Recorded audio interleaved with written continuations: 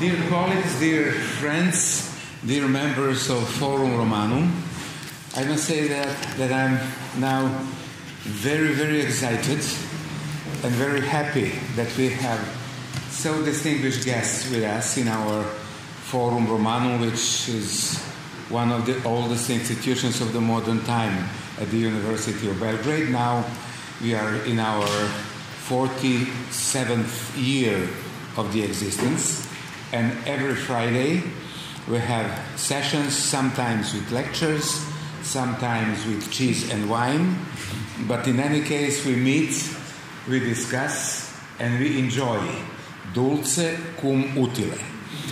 We try to connect something which is pleasant and what is in the same time very useful. This evening is a very special one for Forvm Romanvm and for me personally. Not only that I'm privileged to know Professor Stolleis, may I say now for a number of years, but also that I have pleasure to present you a person who is, I don't want to use very strong words, but maybe who is a living legend of legal history. Professor Michael Stolleis was nearly 20 years director of the Max-Planck-Institut in Frankfurt, Max-Planck-Institut for Comparative Legal History. And of course, he is also professor of the Goethe-Universität in Frankfurt. But I cannot stop at that point. I must say that he is also member of so many respectable institutions that I had to write down just a piece of them and not to avoid, for example, Academy of Sciences and Literature in Mainz, Academy of Sciences in Göttingen, Berlin Academy of Sciences, Finnish Academy of Sciences, Königlich Danish Academy of Sciences, Deutsche Akademie für Sprache und Dichtung, Deutsche Akademie der Naturforscher Leopoldina, and also he has a number of doctorate honoris causa from the universities of Lund, Toulouse, Padua, Helsinki, etc., etc., etc. I will stop mentioning all his successes that he made during his life, because it will take all the time for the lecture. I will just mention that I have heard, and I'm so happy to be privileged to know that his book is now going to be published in England, which is a kind of resume of his investigation of history of public law. It is in Oxford, the famous Oxford edition, and very soon we will have pleasure to read this book in English for those who are not able to read and understand German and other languages, because the book is translated in many, many languages, including Japanese, Chinese, Spanish, etc., etc. I'm also, in a way, excited because I cannot avoid recollecting memory of the time when I was a young assistant, like Nina or now Una, when a guest of Forvm Romanvm was Professor Dieter Simon, who was also a long-time director of the same institute in Frankfurt, Institute for Rechtsgeschichte, and we had a long discussion about Byzantine law, and I must say about his view how the sanctions in Byzantine law appeared to be so cruel after the Roman law connection, and it was that influence of the Slavic habits, of the Slav habits, or it was maybe imported from the East. I remember well that ex-Yugoslavian member of the Academy of Sciences, now it is Academy of Sciences of Croatia, Professor Lujo Margetić, was also present on that occasion. And this is one of the days that I remember as a student, as a young assistant, better to say, something like a great day and great experience in my life. So now your generation is flattered to have a great authority of the same or even greater volume, authority which is really someone who should be respected from not only the students but from all academicians all over the world, and particularly by us in Belgrade and in Balkan. Why? Because he was one of the people who gave a strong impulse to make a project run together with Professor Thomas Simon, project about legal history of the region. The project was funded by Max-Planck-Institut and it lasted quite a long time. Finally, about a year ago, we got 2 volumes of really, I would say, very precious contributions.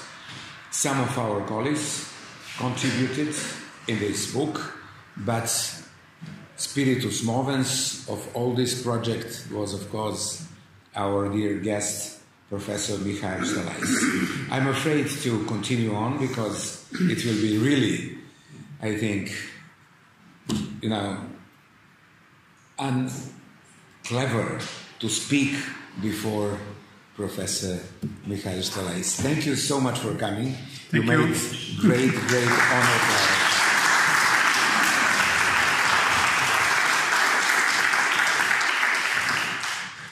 Thank you, Professor Avramovic, for your invitation. It's a great honor for me to be in Belgrade for the second time. The first time I was as a student here, and perhaps incredible for you younger people, in 1962. But I'm only on the way to Greece.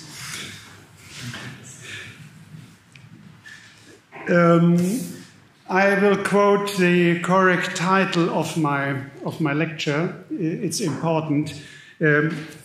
I would say the birth of the idea of the Constitution, the birth of the idea of Constitution, Constitution as a product of Western legal and political culture. You have seen this paper, and it's evident these are some different constitutions, the French, the German, the American Constitution. And so it's self-evident that constitutions are products of history. Therefore, they can also vanish again, unless one believes in the end of history. Nobody does. Then the idea of a constitution is born.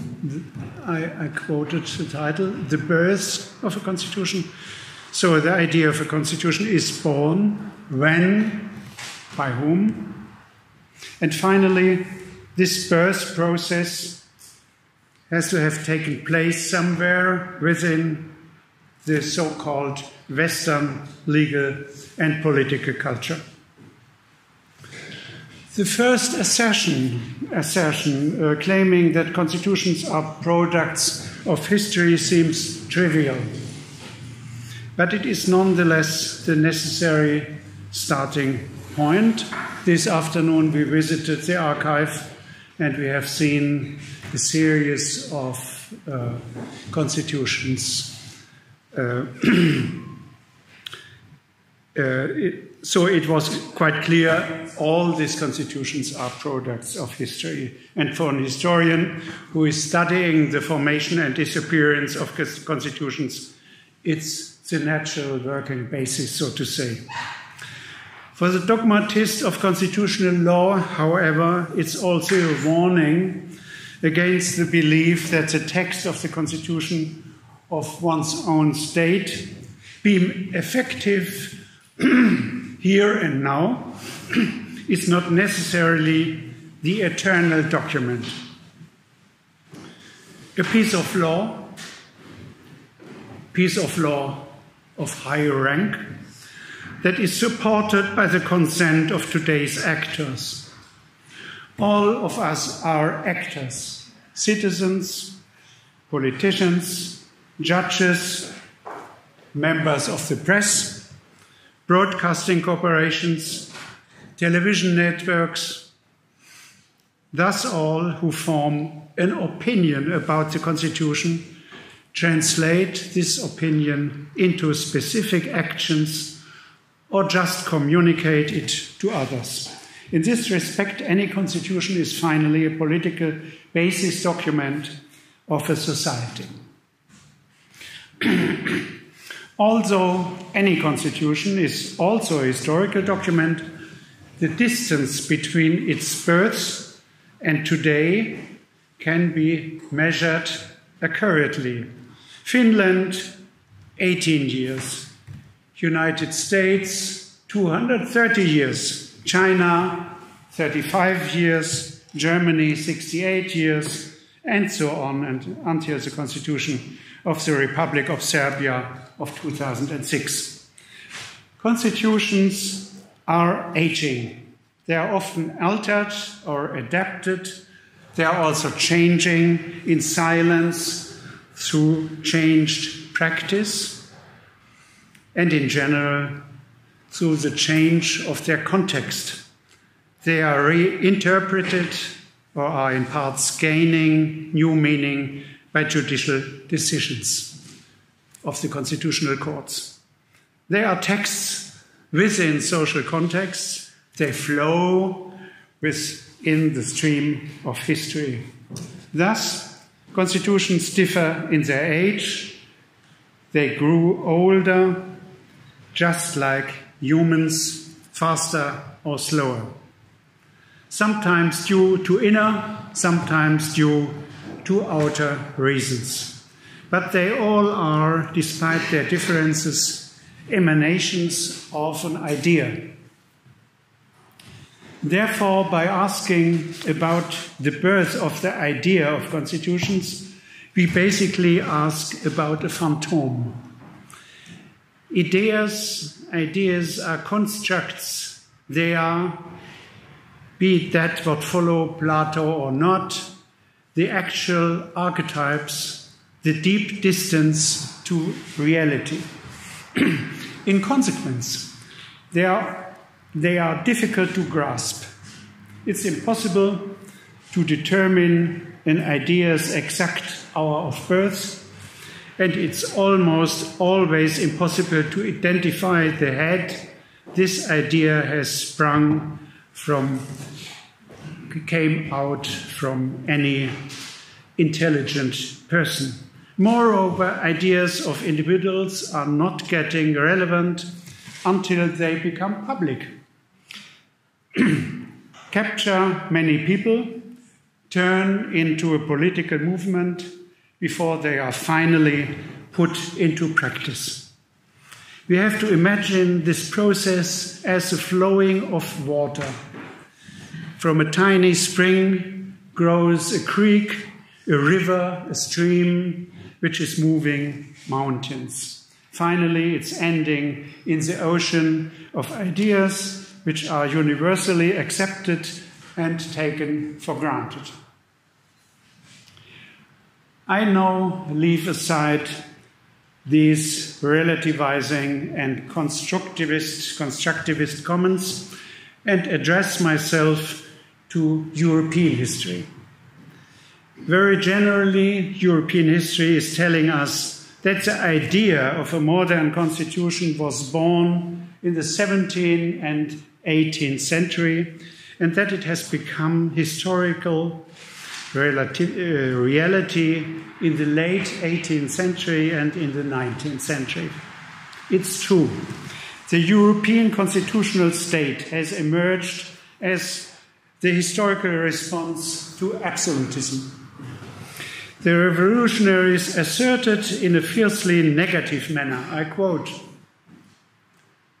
in French, il n'y a plus ni noblesse, ni distinction héréditaire, ni distinction d'ordre, ni régime féodal, ni justice patrimoniale, ni aucun de titres, dénominations et prérogatives qui en dérivaient, ni aucun ordre de chevalerie, ni aucune des corporations ou décorations pour lesquelles on exigeait des preuves de noblesse.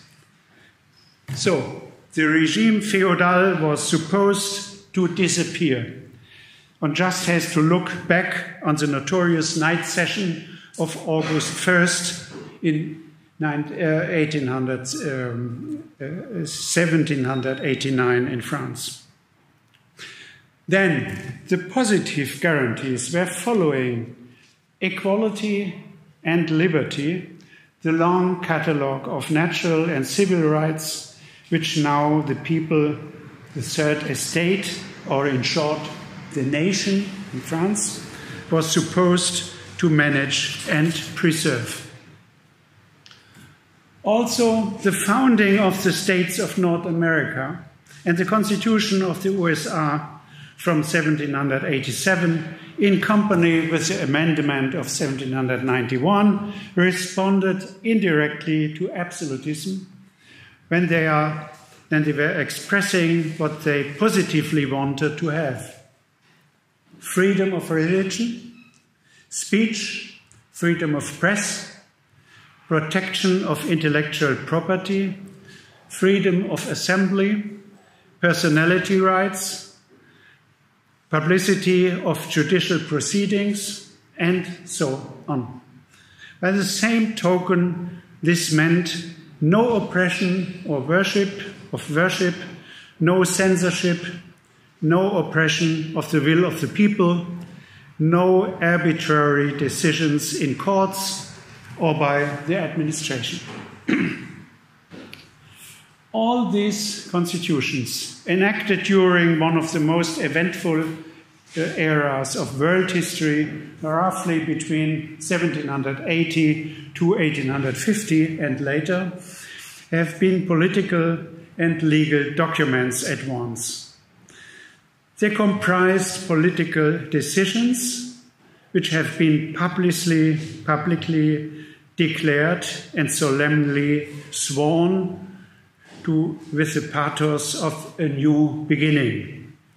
Their text was gleaming with the gloriole being that of a birth of a new era.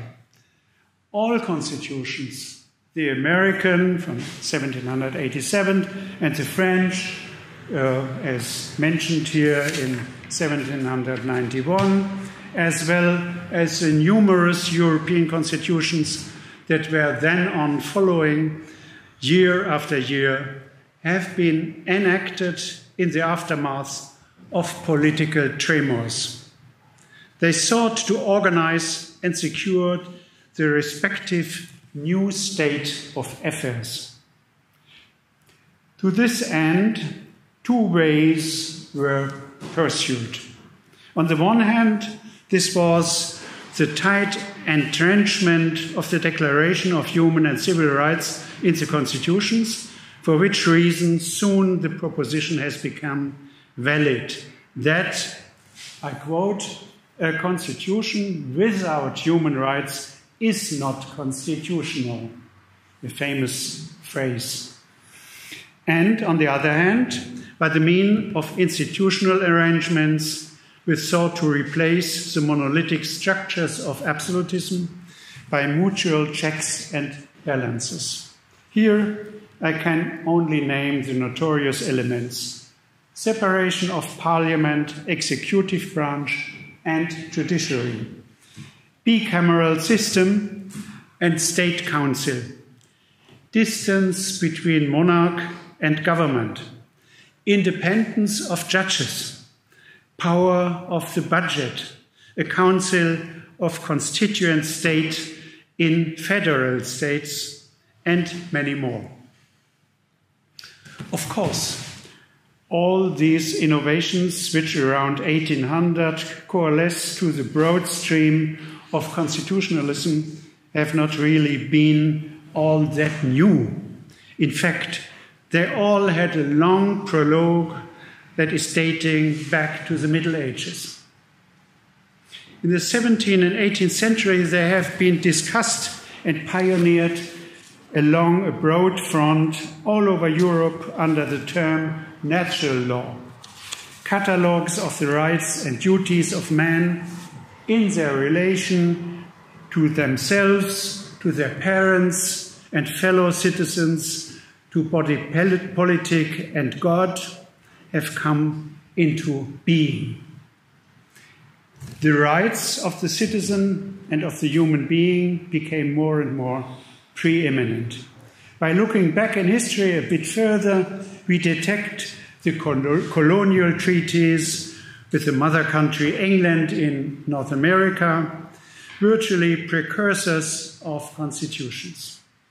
Even a bit further, we come upon the Bill of Rights, 1689, the Habeas Corpus Act, 1679, and across a long sequence of leges fundamentales from the 16th century, especially in France and in Germany, eventually back to the English Magna Carta Libertatum from 1215. Despite all differences between these documents, they still have one thing in common. They all aim at limiting sovereignty. They all want to eliminate arbitrariness and provide for security. They are based on the assumption that it does not suffice to admonish the sovereign in a merely moral manner, but that the form of a contract, a pactum, is neat, solemnly sworn and signed, hence a solid document, as we have seen today. The pactum, the contract, has etymological links to pax, peace, but maybe also to pango, passio, the term for blow, which then points to the ritual slaughtering of sacrificial animals.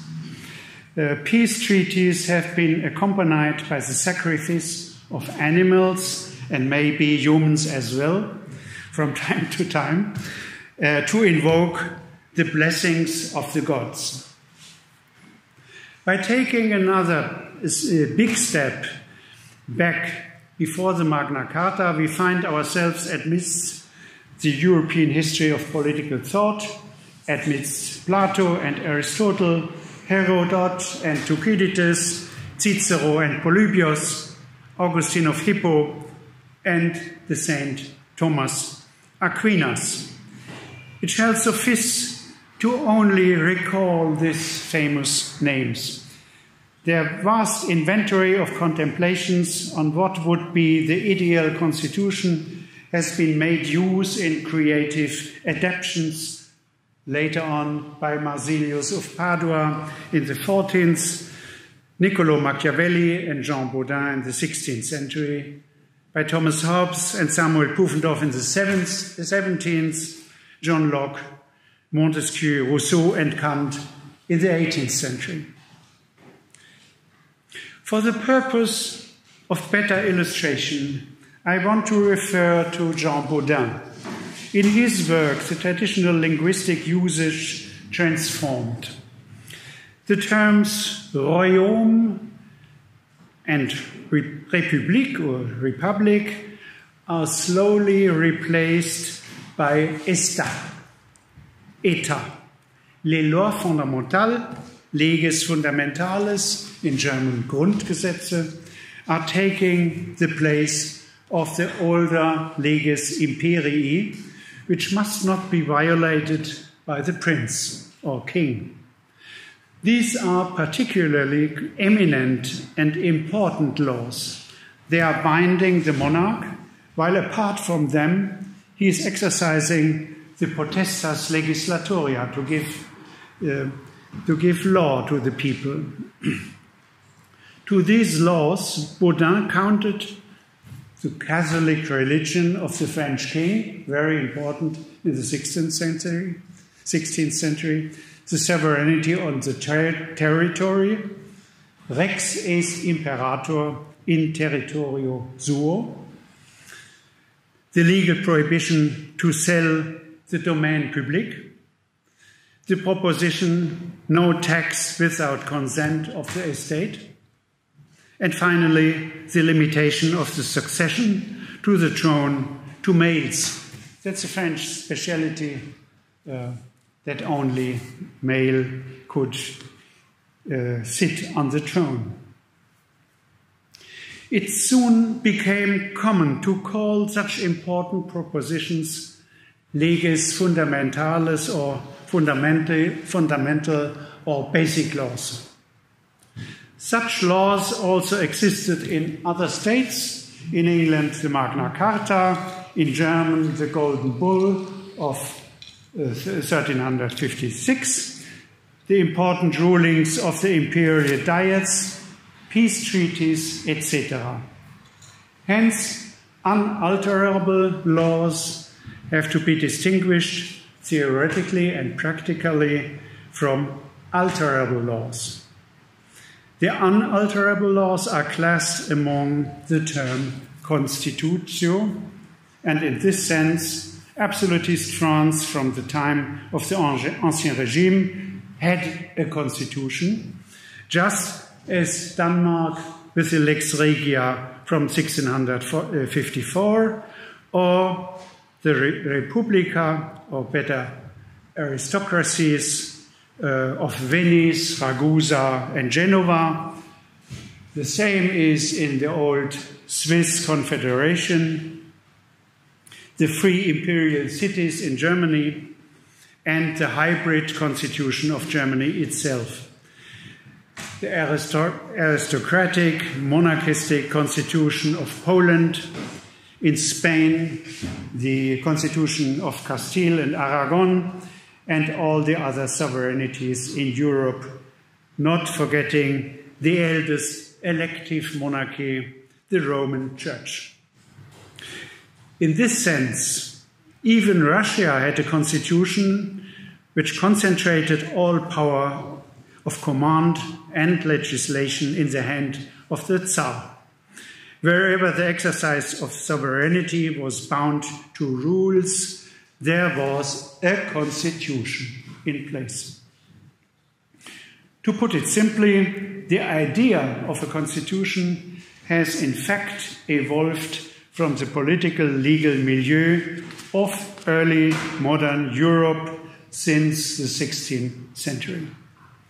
The term constitutio has partly been used in a descriptive manner, just as in medical science, constitution of a body, to describe the constitution of the body politic, but partly also in a normative manner, to declare certain fundamental propositions unalterable.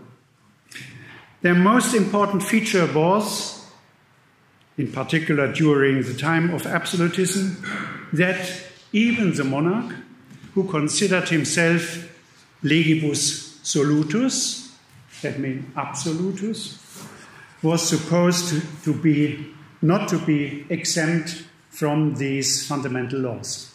They were just as the foundations of a building, not to be changed. As is well known, this idea of constitution has been discussed and modified in many forms. At first, it was grounded in the will of God, to which the allegedly sacred monarchs from Gottes Gnaden, the sacred monarchs were bound to. Then the natural law of the 17th century, and most notably Thomas Hobbes, replaced God by a contract between the sovereign and the people. In this case, the constitution was the outcome of a trade-off, or to speak with President Trump, a deal. Security for submission, protection for freedom, release from the dangerous state of nature through transition to the organized state.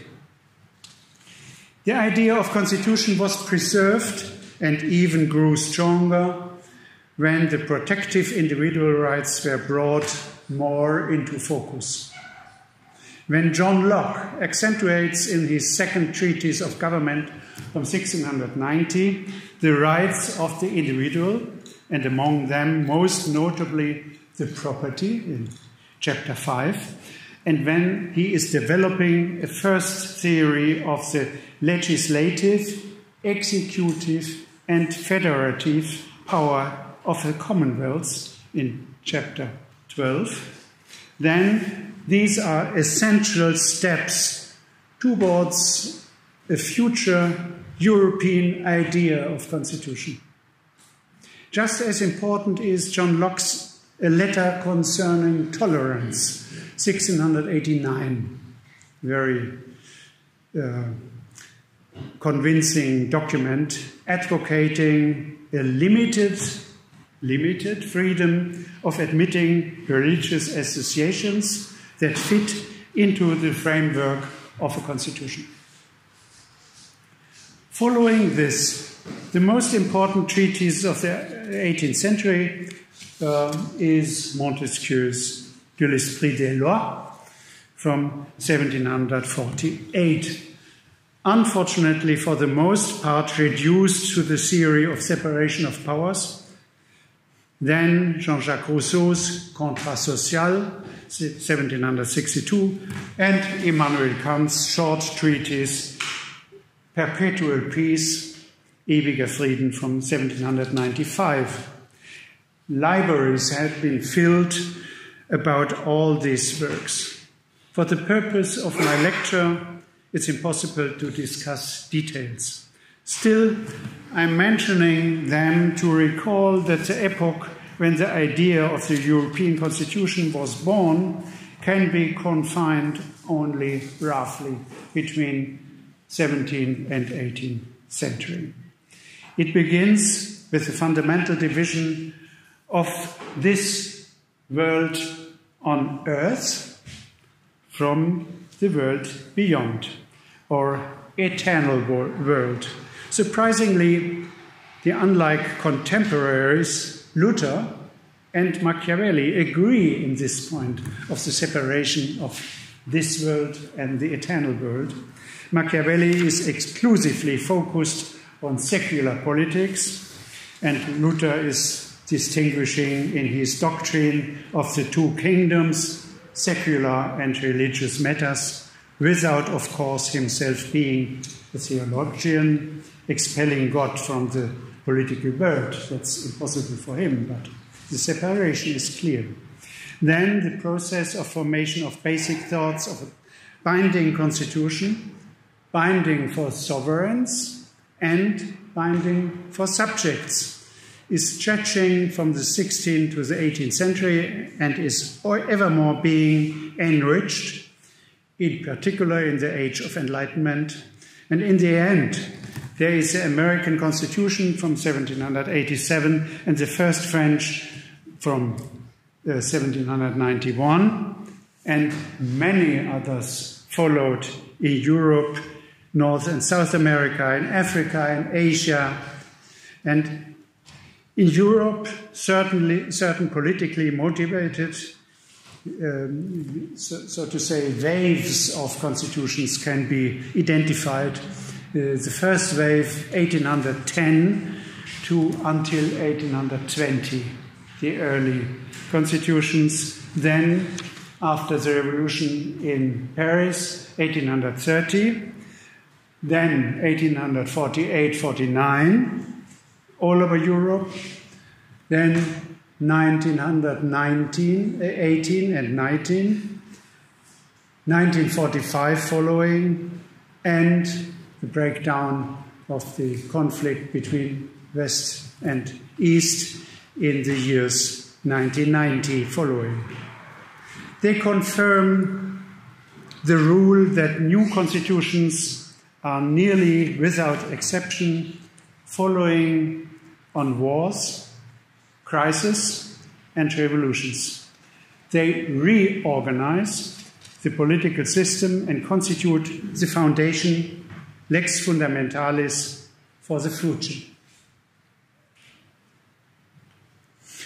Despite all their historical links to the philosophic streams in Europe since the antiquity, all these constitutions from the 18th and 19th century have been something new. They not only curtailed the monarch's sovereignty and sought to foreclose tyrannical rule, they now also legitimized the political order by drawing on the will of the people. It was supposed to be neither rule of God nor princely rule, but now the people governing itself through elected representatives. However, such a republican Rousseauism was out of political reach during the entire 19th century, since the monarchs all over Europe still had the executive and the judicial power, as well as the military, as their disposal. The fundamental rights that were guaranteed by constitutions gained crucial significance. They protected the rights of the people, and this task was confided to the parliaments. At that time, no one thought of the possibility that fundamental rights ought to provide for protection also against the modern legislator, against the people himself, against the parliament.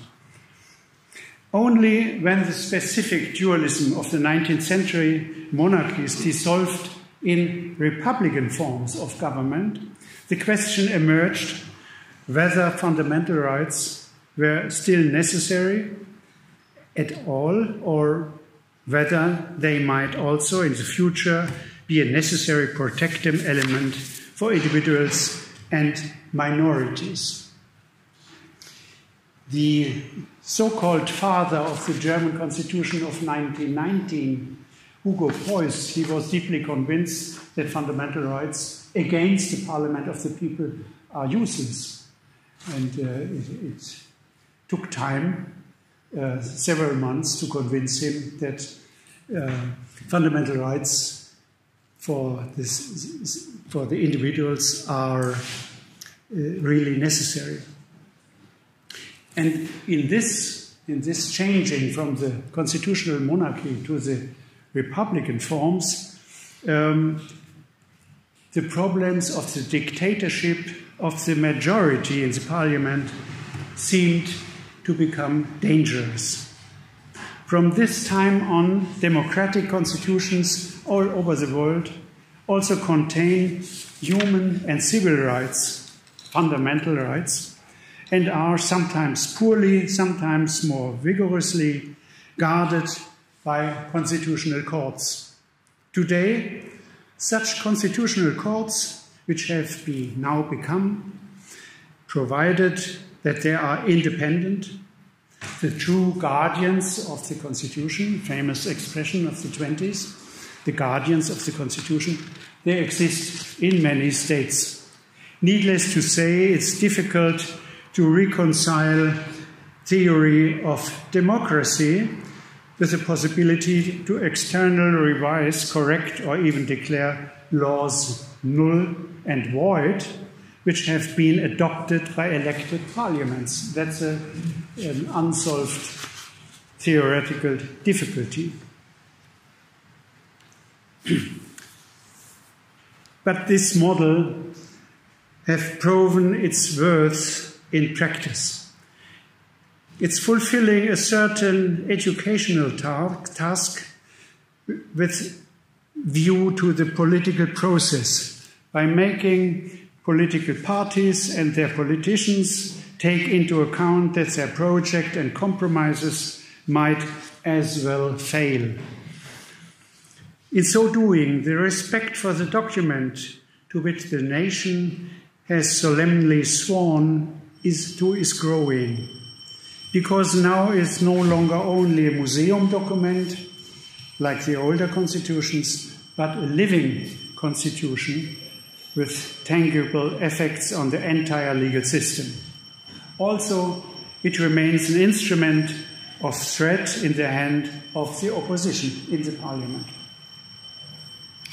By observing today the dimensions of the idea of a constitution and the spread of actual constitution in almost all states of the world, including those states without written constitutions, that's England or Israel and others, we can ask ourselves why the idea of a constitution has been so immensely successful.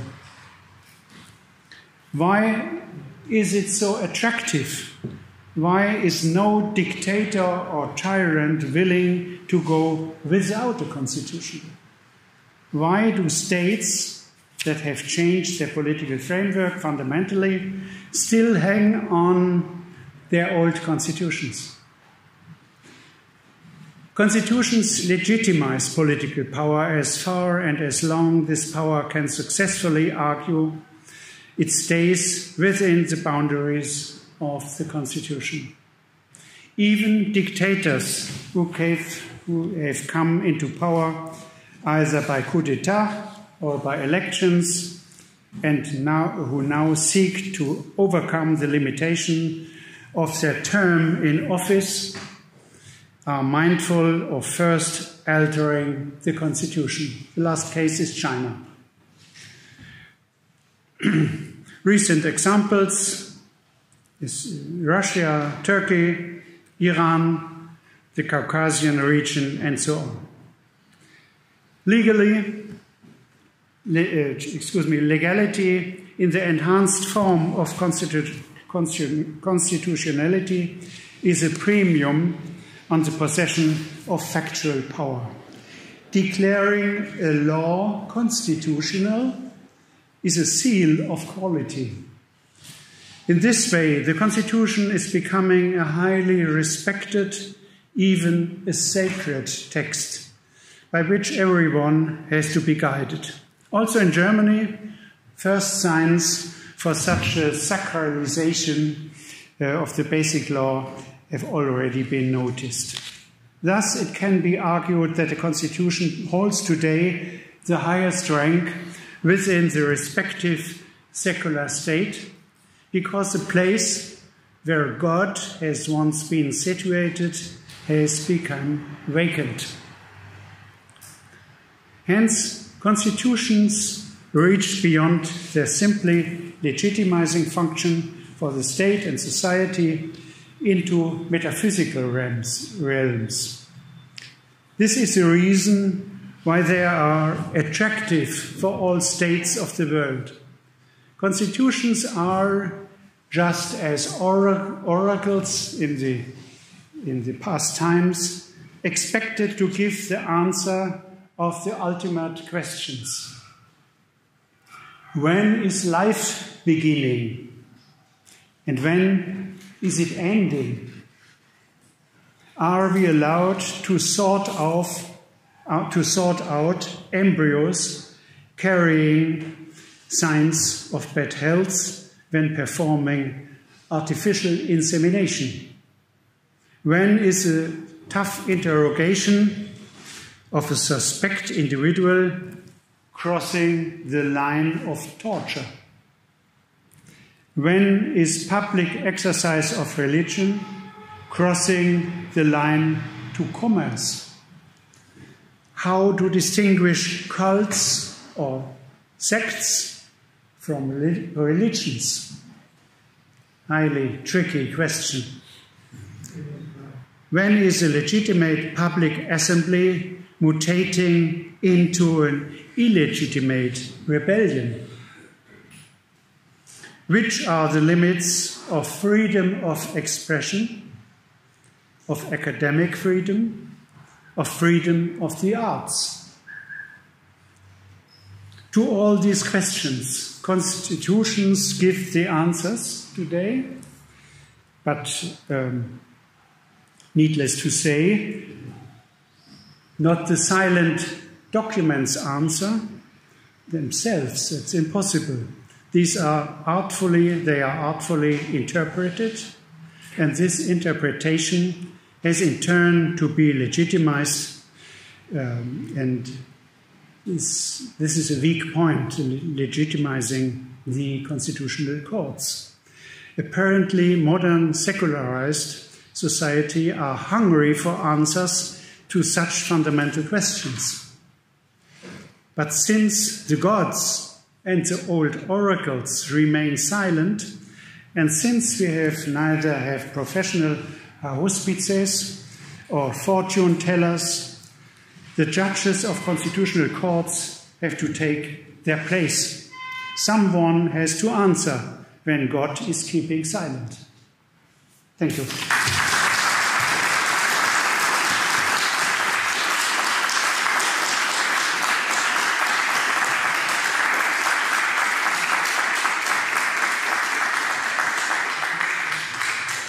You have the possibility to discuss questions. Yeah.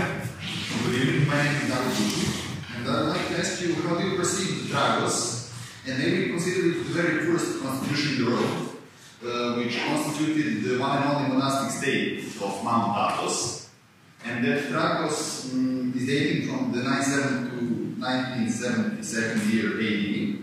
And in addition to that, we may find its existence in today's Greek constitution in Article 105, which defines the Mount Athos as the autonomic monastic state and sovereign part of the Greek territory. It's a Serbian constitution, huh? No, the constitution of the Holy Mountain, of Mount Athos. In Greece. In Greece, the Mount Athos part of the monasteries. Yes. A kind of monarchical. Yeah. The question was if the Mount Athos. Maybe consider it as the very first constitution, because some historians call it the very first constitution. Yeah. This is a very specific issue, basically, because it is not a constitution. We usually translate it as constitution. Even the Greeks call it Dragos, as you said. That means the skin of male goats. But basically, the Greek term that they use now is something that we should rather translate like statutes. So it is just in a figurative, in a metaphorical sense, a constitution. It is rather a kind of collection of norms which are going to regulate the life within the autonomous territory of monarchs and autonomous monarch republic within the Greece. But basically, it is just colloquially called constitution, yes, not the real constitution. In my understanding, the word constitution is strictly combined with the modern state, and Athos is not a state. Yes. It's a separate community with a special status, so, yeah, but not a state. It's not in the UN assembly. Please. I have a question. My name is Vladimir Peshic. I have a question regarding the separation of God and the Constitution, and especially concerning today's times, because now, because of social change and technology, our societal norms are changing very rapidly. And do you think that because it's a secular nature, it's a social contract between people nowadays, we're sort of on a shaky foundation, and because our societal norms are changing so fast, can constitutions keep up? Or they need to change so fast to follow up the changes, or maybe should we look for a more permanent metaphysical solution for our problem? Yeah, it's quite clear that constitutions cannot stay on the same point all over the time. And we have two ways to change a constitution. The first way is to change the text explicitly. We have done it in Germany around 51, 53 times after 1949. And the second way is the silent, more or less silent changing by constitutional decisions. And we had in Germany, we used both possibilities, changing of the text and changing by interpretation. And the American problem is that they have judges who declare the Constitution must be unchanged since the 18th century, and that causes a lot of problems of interpretation.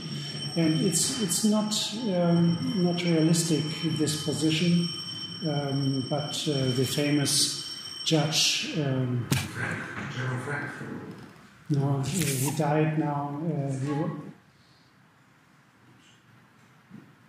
What was his name? He was of Greek origin. Greek origin. Yes, it was a famous judge in America. With his position, he was an outsider in the theory. With his dogma of the unchanged, the original will of the 18th century cannot be found. People died, and we have only the text. Yeah. Please. I just want to say thank you for Judge Stolles. Sorry? Scalia, he was judge in the Supreme Court. Scalia. Scalia. Yes. Thank you so much. Yeah. Yes. I have a question, sorry. My name is Budden, and I would like to ask, what is the future of national constitutions within the legal frame of the European Union? And what do you think about the idea of European constitution? And by that I mean constitution of the European Tricky question. Short and tricky question. May I concentrate my conviction in this point that the time of the national state is less or more gone.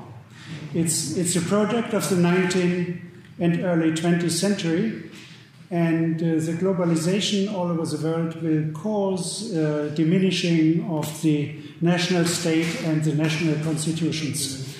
And now we are in search for new forms to live together with security, with the very important freedoms of the press and religion and so on. And we have not yet really a form. And the European Constitution, we discuss if Europe has a constitution. My friend and colleague Dieter Grimm says that is not a constitution. In my view, is it clearly a constitution? We have all the documents of fundamental rights, we have executive, we have legislative, we have judicial power in Europe. That is a constitution, but an imperfect and not a national constitution. And the future will show how we can manage it in a better way. The target cannot be a European national state, so to say, a unified state. That's impossible and is not accepted by the peoples all over Europe, from France to Serbia, and from Sweden and Denmark to Italy. It's not realistic.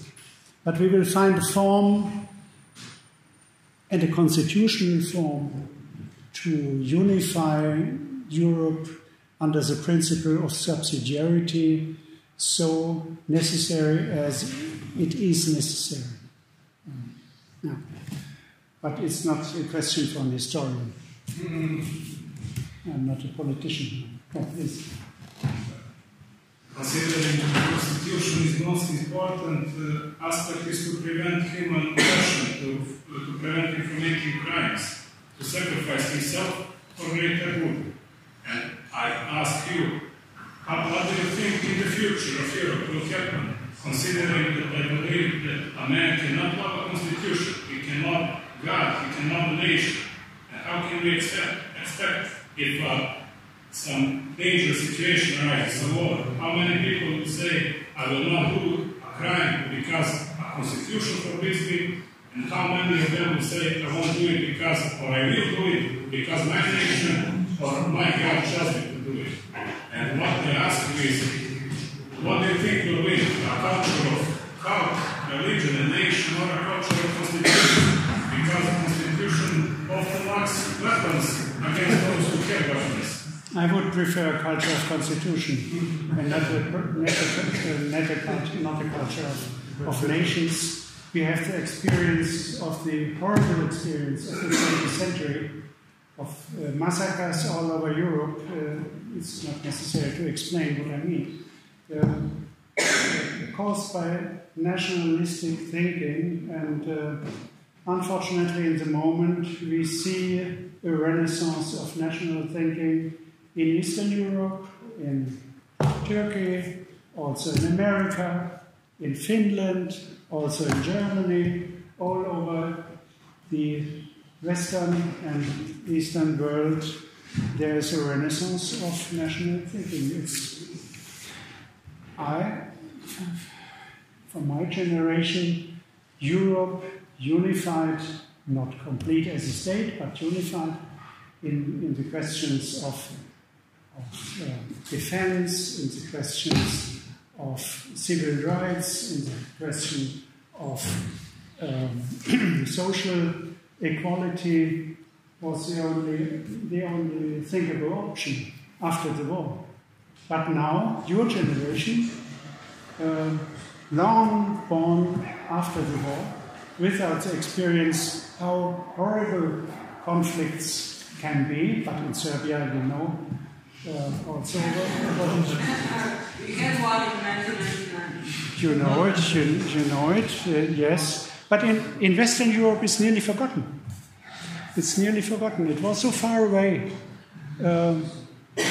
But in reality, it was next door, the conflict here. But in general, I would say the younger generation is not so deeply influenced by our experience after the war. That was the only option to build a unified Europe.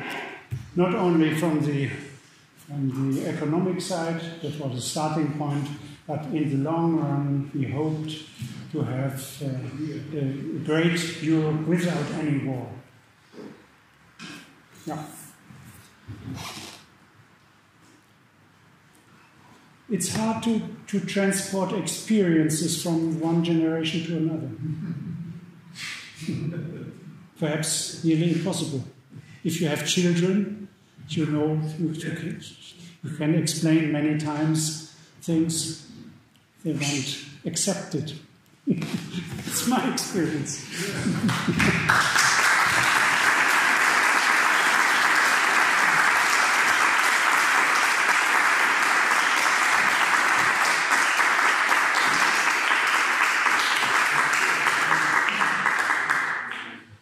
Thank you so much. It was really wonderful, and we're flattered to have you and to share with you all those very interesting thoughts and overview of the legal history of public law and the Constitution.